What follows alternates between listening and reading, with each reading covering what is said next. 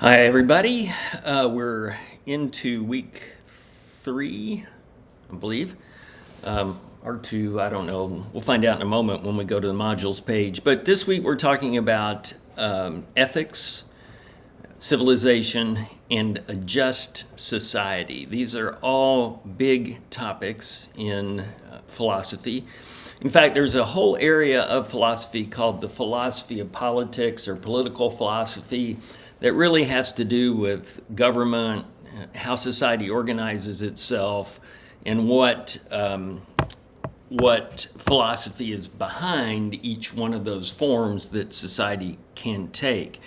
And that's not to say that any form is pure, because it isn't. They're all usually a mishmash of various things. I mean, the United States isn't a democracy. We're actually a republic. And while we are a democratic republic, we have aspects of socialism in our government, like Social Security, for instance, which probably some of your grandparents paid into and have received out of since you've come to realize that things like that go on. So here's the module that we'll be talking about this week. How do we know what's right, what's fair, and what's just? Like I said, within all this, we're going to touch on ethics, civilization, and injustice. All these have a relationship to each other. There are several philosophical schools around ethics, and we'll talk about those before it's all said and done. There are 3, maybe 4 amigos that can tell us a lot about theories of civilization. And then last but not least, this whole idea of a just society will be with us throughout the rest of the summer semester, because we will be talking about it in the very last module of the semester, where we talk about the meaning of life.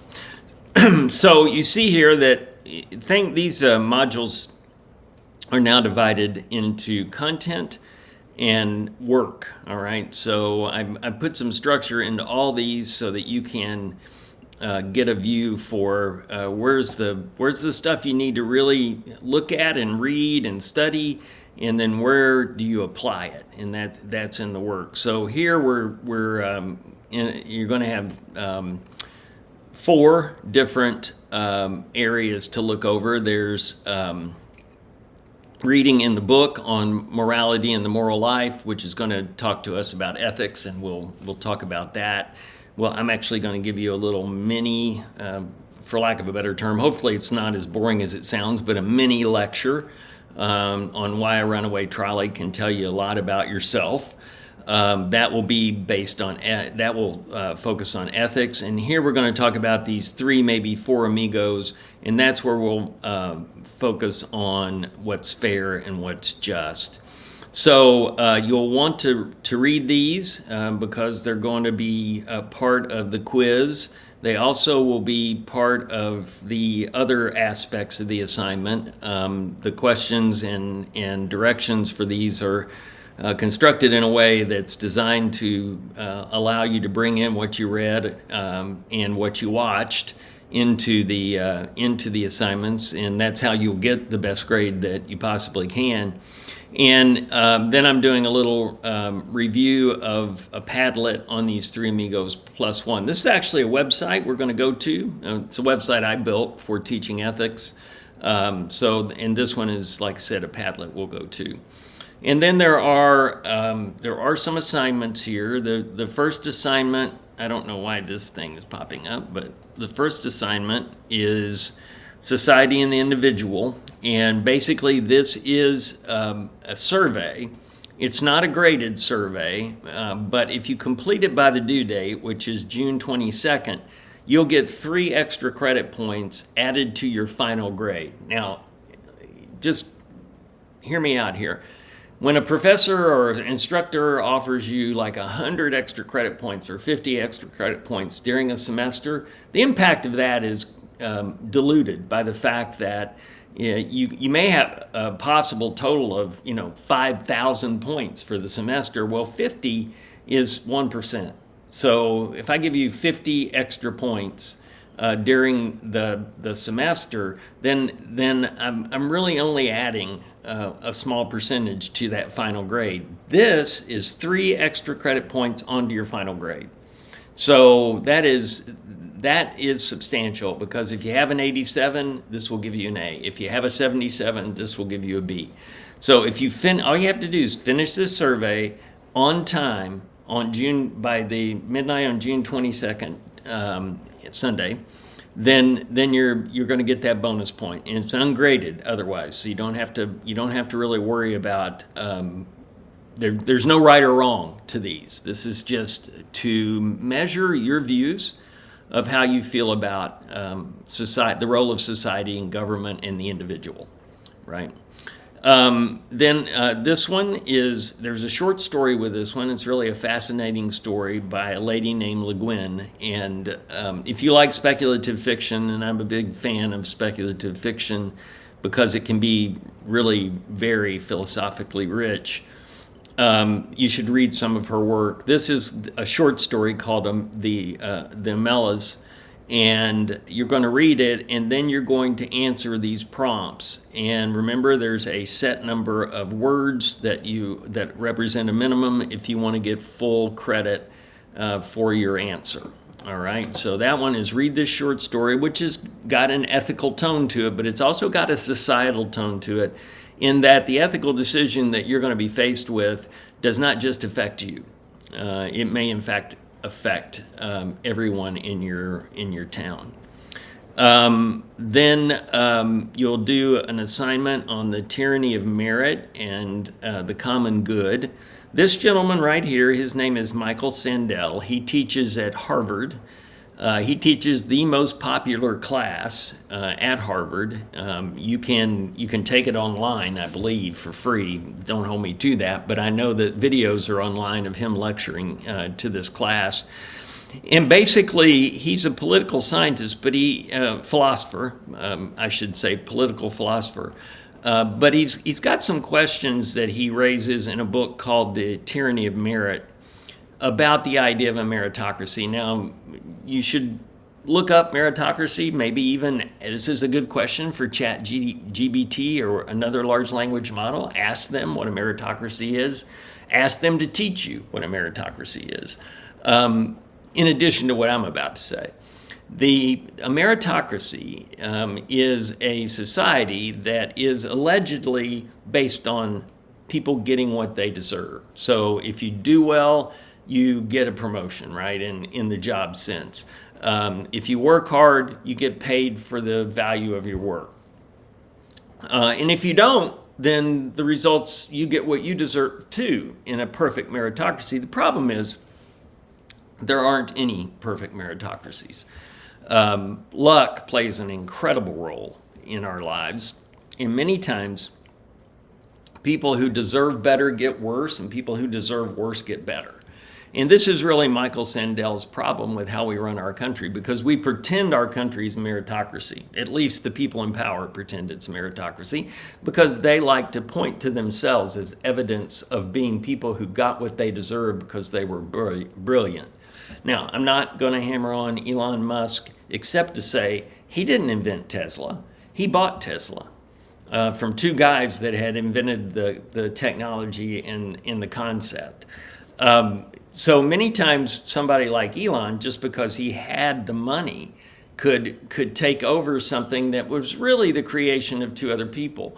And did those other people get paid for their efforts? Yeah, sure they did.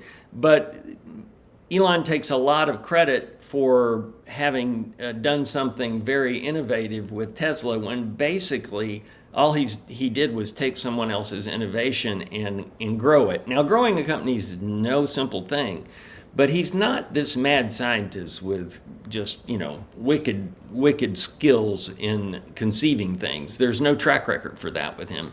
Most everything he's done has been